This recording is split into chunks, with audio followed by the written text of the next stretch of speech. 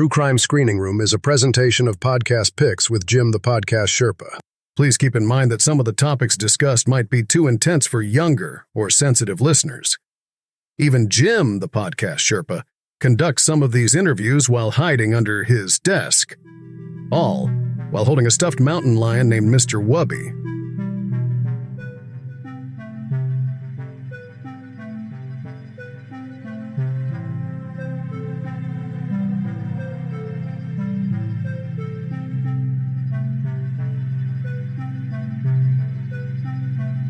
Welcome to True Crime Screening Room, the podcast featuring interviews with creators who dedicate their work to unraveling true crime mysteries. We're now entering the investigation room in the Sherpa Chalet to meet your host, Jim the Podcast Sherpa.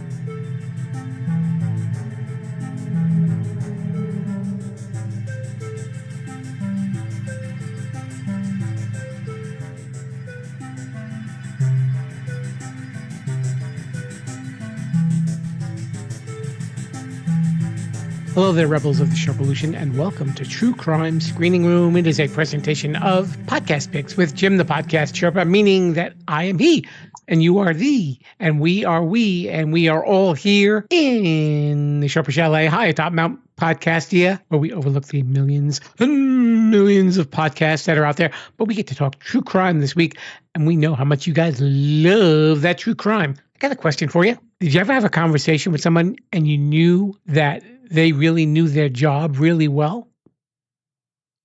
No, I'm not talking about me. No, I'm talking about my guest this week. His name is Doug Fifer. He was a police officer in the state of Alaska for over 25 years.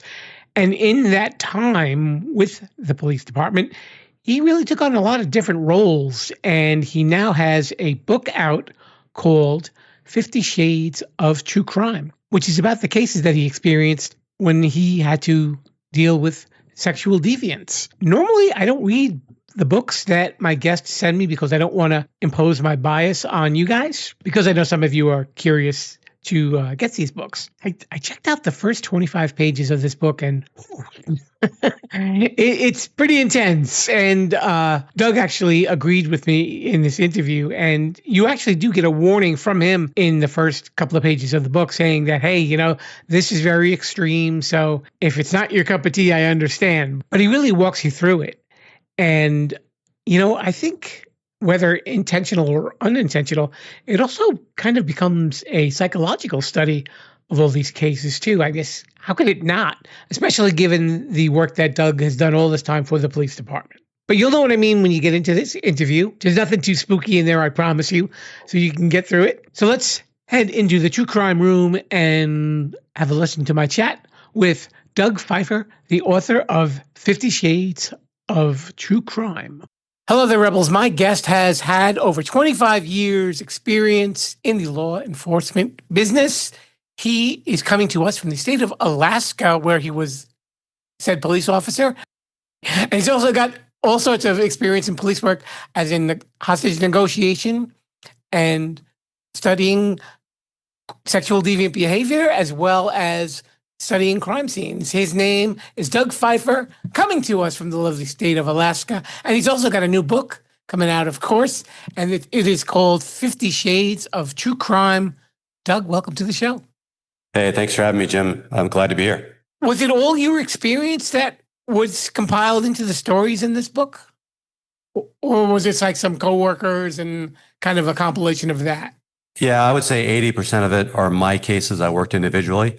And then I splash in 20%, still mainly all in Alaska, with maybe one or two cases that I worked with outside agencies, different states, but mainly it's all Alaska, and really gets into the core, deep, dark secrets of, that kind of true crime that you don't hear about, the sexual deviancy, is the mainstay of the book. I wanted to write a true crime book that it's not that serial killers and robbers and burglars aren't cool, but there's a lot of them out there. So I wanted to come out with a book that was entirely different than normal true crime, right? That focus on one genre that's pretty extreme. It's been very popular to date. Could you talk a little bit about being a police officer in Alaska? I mean, I guess people can imagine some things that are different, but I mean, overall, what was the experience like for you that might be different from maybe people on the mainland or whatever? Yeah, I think the biggest difference, one, I just always, from a kid, I just always wanted to be a cop. I think it's just kind of inherent in you. I don't know why, but that was the calling that grabbed me. So I really focused on that. I think being a cop in Alaska is a little bit different. Alaska is massive in size. Right. So if you take Texas, our other largest state, we're 2.5 times the size of Texas. So we call it the last frontier. It's ginormous. So being a cop there is a little different because you may have to work crime scenes, things like that by yourself, where you may not have a lot of other officers or agencies to help you. It's not like the lower 48 where, somebody comes in, takes over, you can have 10 people to work a crime scene. So that's really unique in Alaska. We work one-man vehicles. The reason for that is because you have such a vast territory. If you had 2 men to every vehicle or 2 women, you couldn't cover it. So those are some of the subtle differences, but it's a really large state with a real, some odd crime that happens. So I think that's the uniqueness. You have 8 months of cold, dark winter. It is the most beautiful place on earth. I tell people that, but it's also one of the most dangerous. A while back, we had a lady named Kristen Love who lives up in Alaska as well, and she's a photographer. So she was telling all the stories about her encounters with wildlife and everything like that. Oh, yeah. And I've seen some of her work, and it's just breathtaking. Yeah, it's just cool. If your listeners haven't ever been to Alaska, put it on your bucket list. I mean, I know I'm born and raised there, so I'm partial to it, but it really is one of the most majestic places on planet Earth. In one of the ads for your book, I didn't know this, that Alaska has the highest murder rate per capita? Well, it's got the most serial killers per capita, which also it's not a positive to Alaska. And I don't know the reason for that. I've speculated over my career. Perhaps all the oddballs, the odd ducks from the lower 48 come up to Alaska because they think it's the land of the free. They can get away with things, very independent. So we get a lot of transient serial killers. I know that sounds weird, but we do. And we have some natural born serial killers as well. But the whole state population is about 700,000. So per capita, we have the most serial killers anywhere on planet Earth. Wow. That's that's a pretty weird statistic to have to live with. It's an odd thing. I don't want to be too excited about it because it's a bad thing, but it is an oddity that we have. And again, I think it's unique to Alaska because we're so independent that I think we naturally pull people like that are a little bit off kilter. I want to ask you a little bit about your experience as a hostage negotiator. And I know within like the first 20 pages of your book, we were just saying before we started recording that you actually talked about a hostage situation where you had the woman that had the kill list and she'd already murdered 2 of her sons, right? Yeah, that's an interesting story. So first off, in the Anchorage Police Department, you can work many genres. You can be homicide detective, crime scene, hostage negotiator. Out of all those things I worked, hostage negotiation was my favorite. It just was natural to me. I like to talk. I'm friendly. So I build a rapport with suspects, even though it's in crisis situations. The case you're talking about was quite unique. I was called out to a house where the mother was threatening doctors, lawyers, hospitals. She was going to murder them. She was also going to kill her own 15-year-old son. Luckily, he was at school at that time. So when I started to negotiate with her, the cool thing about this case was nobody else was home at the time, so we were safe. But she mentioned to me that she was a Hollywood star, had been in Playboy. And at first thought, I was like, there's no chance in hell she was ever in Playboy. I mean, I'm not an idiot. Long story short, I ended up talking her out safely. She didn't end up killing her son, thank God. And we went in the house. She had the centerfold framed above her bed of her Playboy Playmate centerfold. I was shocked. Taught me a valuable lesson that you should believe everybody until you can prove them differently. So whereas I thought that was total bullshit, she couldn't have been a Playboy Playmate. She, in fact, was the real deal. Wow, that's which made the story, I guess, even more unusual. Yep. So what are some of the things that somebody has to know if they were a hostage negotiator? Obviously, you have to build trust with the person that you're talking to. Yeah, one thing that you should never do is lie. It sounds counterintuitive, but if a suspect were to ask me, Doug, am I going to go to prison once I come out and give myself up? I'm going to have to tell him there's a good chance you're going to go to prison. Because if I'm there, it's an extreme situation as a hostage negotiator. If you lie to them and tell them, no, John, you're not going to go to prison, we'll work it out, they know you're lying to them. So that rapport is instantly crushed. You'll never make it. So when I train new negotiators, I tell them never to lie. It's the kiss of death. And when you negotiate for 8 or 10 hours, you can't remember all the lies you've told. If you Right. tell the truth, you can remember it. So there was only one instance in my career where our team had to lie to negotiate during a negotiation. And that was an active suspect that was harming individuals. And we needed to take action. That was the only time in my career. 99% of the time, I told the complete truth and still got to the perfect resolution of they came out, nobody else was hurt. And just to give a little perspective, I mean, people see like cop shows on TV. Is it similar to that, or would you say it's pretty different? Gosh, I wish it was similar in that. It's similar in the aspect that you build rapport, you have this back and forth, give and take, promises are made, things are given, and you want something in return. That's all true. It's not quite as quick as it's displayed on TV. I might be on a negotiation for 18 to 20 hours straight before I get to that point. Whereas TV depicts it happening in 30 minutes. Right. I wish it did. It never does. It's excruciating mentally to get an individual there. It takes time and effort, but eventually when you get there, it's worthwhile, but it takes a long period of time. Is there any cases that, in your career that have still kind of take up rent in your brain right now? Yeah, one case is with Joshua Wade. He was a serial killer. I ended up talking him out. He had 2 hostages, committed multiple homicides. So when we brought him out, he was arrested, subsequently convicted, and admitted to 5 homicides. I knew that he committed more. So post-retirement, I actually contacted him in prison. He remembered me as the hostage negotiator and the interrogator, and I established another rapport with him, post-incarceration, Right. post-law enforcement. And during these conversations, which were recorded, I recorded them, he admitted to some additional homicides. So what's kind of cool about this case is I'm currently working with the Anchorage Police Department, my former employee, to work some of these and see if we can solve some of those. Whether we do or not, I don't know. But that's a case that always stuck with me because I knew he killed many, many more. He admitted to 15 homicides with me.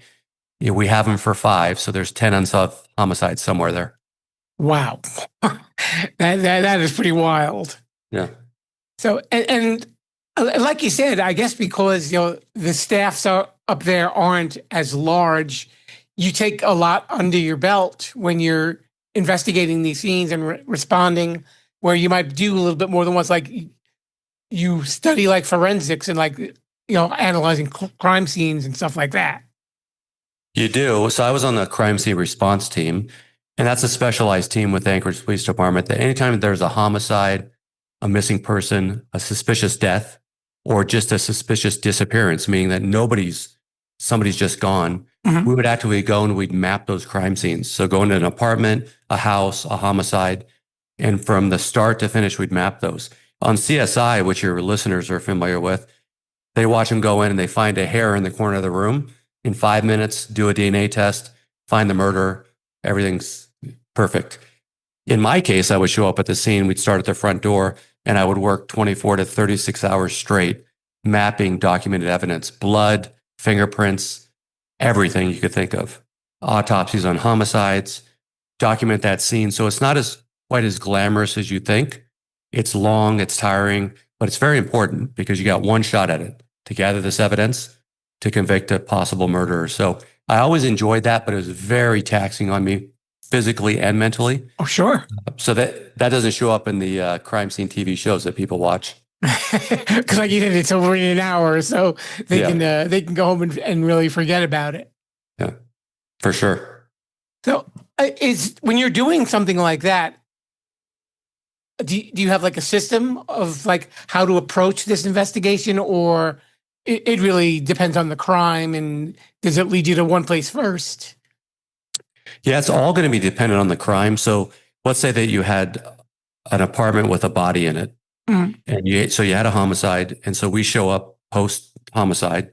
We're going to start at the very front of that building, the parking lot, everything, document it, look for cameras, talk to neighbors, and then we'll slowly progress to that front door, fingerprint the front door, take super glue prints of that door in case we miss anything, and then start literally going in. We'll vacuum the entire scene for any hair fibers.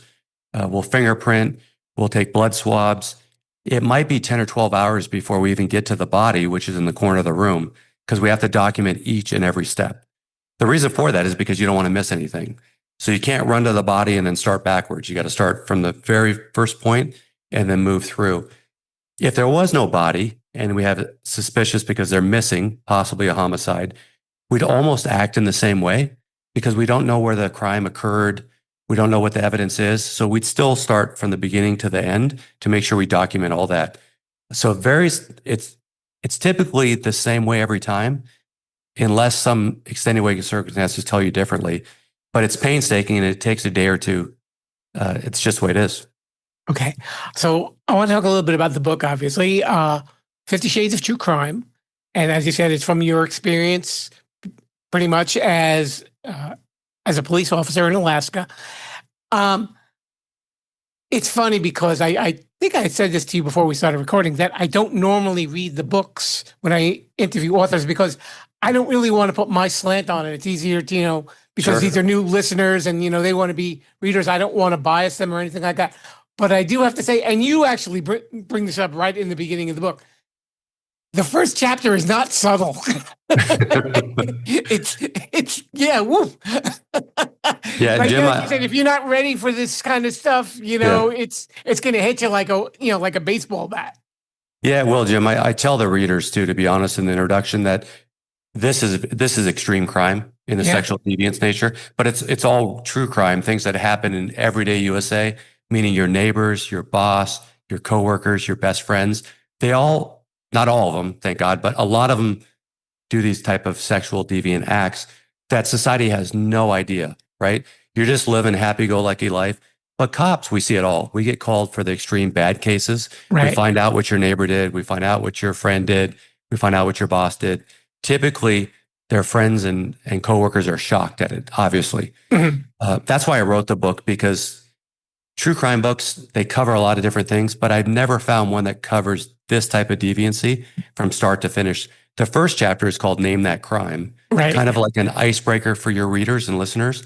So you'll see a picture of a crime scene photo, maybe a booking photo. I'll give you a short paragraph of what that story is about. And then I'll show you 3 Alaska state statutes, criminal statutes. You'll try and pick which one fits the crime. And then you'll read the story and see how good of an investigator you are. Now, the book only ramps up from that chapter on. It gets more and more extreme. So the entire thing it's pretty intense, but you'll find out about crimes that you never even thought about normally. So, in other words, it's good that I don't have to send you my therapy bill if I got into the second chapter then. Well, there's 2 things. You might be in therapy, or you might keep yourself much safer after reading this book because you're not going to trust anybody. That is true. And I would imagine, if somebody mentioned some of the topics that are probably brought up in your book, I'd be a little, okay, it's time for me to leave now. Nice meeting you. Yeah. And what's interesting in this book is on my website, I communicated a lot with readers that like the book. Predominantly women aged 35 to 55 absolutely get into the dark, deep details of this book. They want to know more.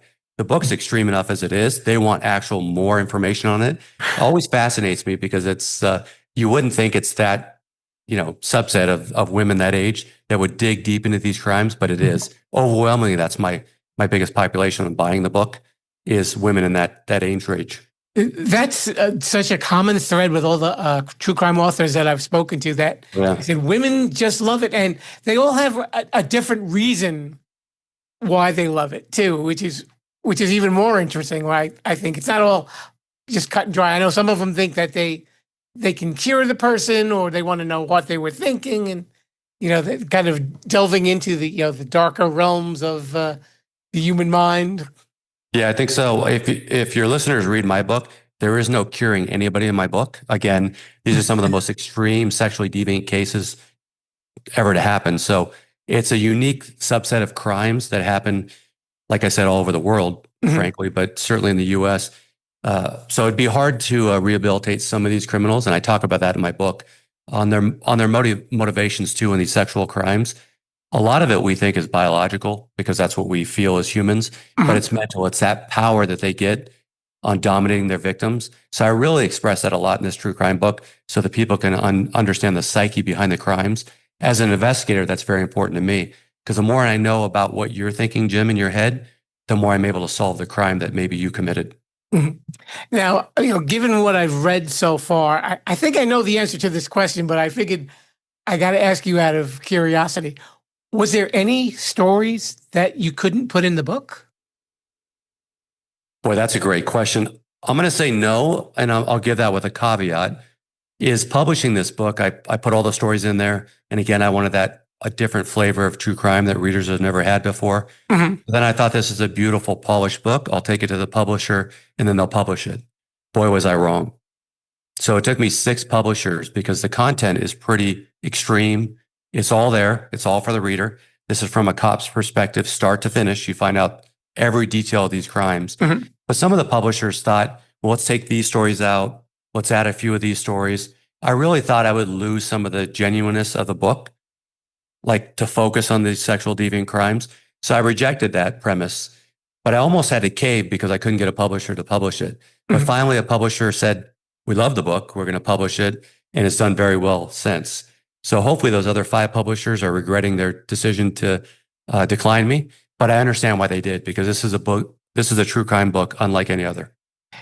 And I think what's really interesting about this book is your tone of narration in the book.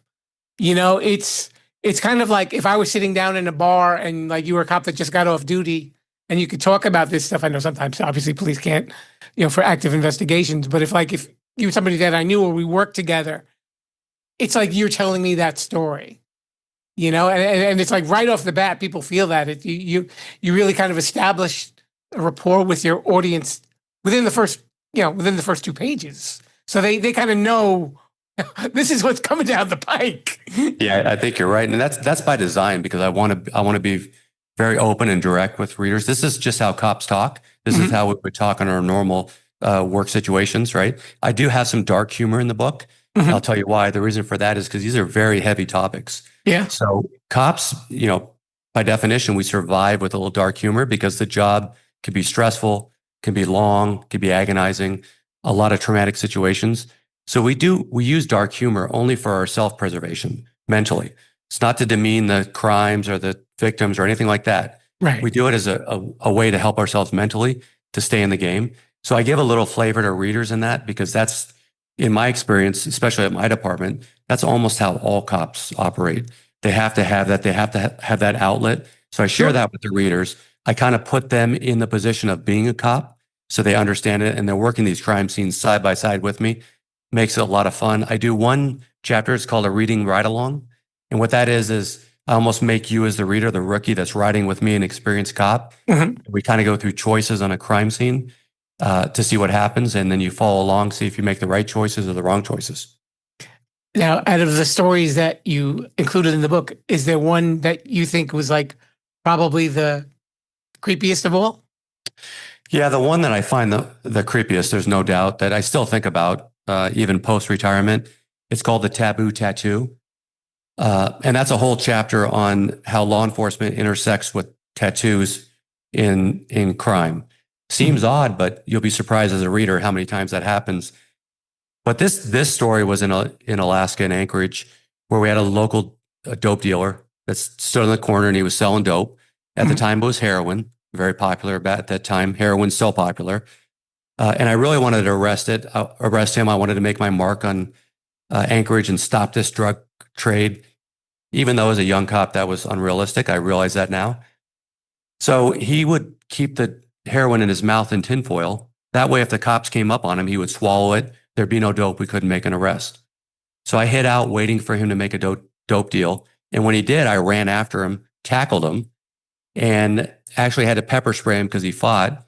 And then he threw up these packets of heroin in aluminum foil, and I arrested him for a dope charge. It was all good. I'd arrested him. Well, when I was taking him to jail, on our police reports, I have to ask him about tattoos. So he said he had a female tattoo on his back. So I didn't know, did that mean your mom, your girlfriend? What was the female? Right. So he said it's a prison tattoo. And at the time, I was pretty green, new. I didn't know what a prison tattoo was. So I said, is it your girlfriend? So he called me a rookie, saying, you don't know what a prison tat is? It's of a female on my back. So we kind of went back and forth, and I said, no big deal. When we get to the jail, I'm going to ask the jailer to strip your shirt off, and I'm going to look at it, and I'll document it. So we get to the jail. I tell the jailer, He won't tell me what this tattoo is. I got to document it.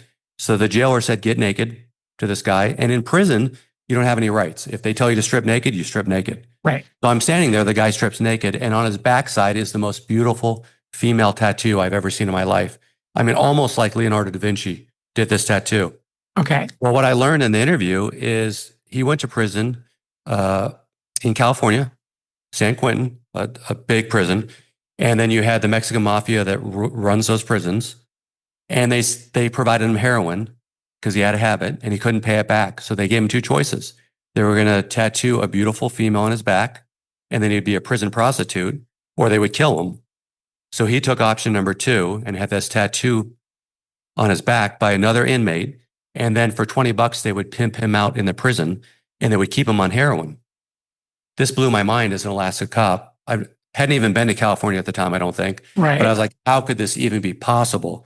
But that tattoo is depicted in the book, so you can see it. I don't know what rock bottom is, Jim, but I think this is rock bottom when it comes to drugs. If you go to that, that amount of time and effort just to get your heroin fix, to get tattooed in your body, to be pimped out in prison, always shocked me. Later on in my career, it didn't shock me as much because I had more experience.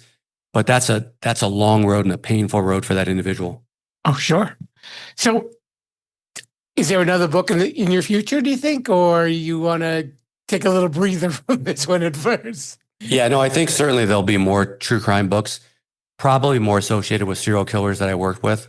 What was interesting about this book on 50 Shades of True Crime is I did a podcast, and in the book, I do talk about a few serial killers and some of their sexual and deviant behaviors like necrophilia. Right. So your listeners get to learn that. But when I was talking on a podcast, I got contacted by a film production company out of California who wanted to do maybe a docuseries on subsequent stories. So currently I'm working with them. Whether that materializes or not, we'll see what happens. But they've frozen. They own the rights to that second book. If we do a docuseries, there won't be a second book about that. But if we don't do it, I'll do the second book that's pretty much already all written and choreographed in my mind. Oh, wow. Okay. So if people want to find out more about this, where can they look you up? Yeah, I would go to the website, dougfifer.com, DOUGFIFER.com. You can watch the book trailer, see if you're interested. All the social media are there, from Facebook, TikTok, Instagram. You can listen to some of the audio on the website as well. See if you're interested. Order the book. Send me a note if you liked it. If you have any further questions, I answer all my readers. So it's kind of fun interaction back and forth. Yep, we're really not going to send him the therapy bills, Rebels, okay? So his name is Doug Fifer. The book is called 50 Shades of True Crime. Thank you so much for coming on the show. Thanks for having me, Jim. Listen and subscribe on podcast apps everywhere. And we're on YouTube at Sherpolution. Sorry, no video. You're welcome. Thanks so much for swinging by to spend a little time to listen to True Crime Screening Room, and a very special thanks to Doug Fifer. Be sure to check out his book, 50 Shades of True Crime. The link to purchase it is down there in the show notes. It's right there in that thing that you're looking at. No, not that thing, the other thing. Yeah, there you go. Just click on that and you will be able to purchase his book. Of course, if you want to follow us on social media, you go to Instagram or Threads or TikTok. Yeah, I think that covers it. Yeah, okay. And we are also on podcast apps everywhere. The Sherpolution YouTube page. And if you really would like to support this podcast without having to spend a dime, honestly, just check the show out at open.video and look for Sherpolution. I believe the link is video/Sherpolution. And we will provide that link for you in the show notes as well. So I appreciate your support if you can kindly do that for me. And until then, we will see you next time. I believe our next episode will be down in the Sherpa Screening Room, speaking to another author, not true crime, but another author. And this one should be a good one as well, folks. And don't forget to check us out on Saturdays where we do Sherpa Selects, and it's my favorite episodes from the first 7 seasons, so we can get them all crammed in there together and give you nothing but good stuff on there. And we've got a good one coming up this Saturday, I believe, so be sure to check it out. But until then, we will see you next Wednesday, and I say to you, Viva la Sherpolution!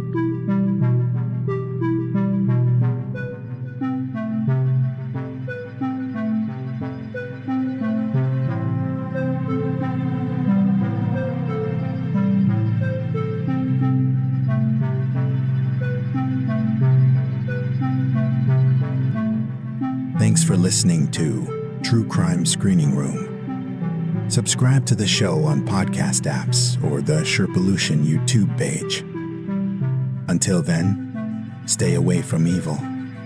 And more important, viva la Sherpalution.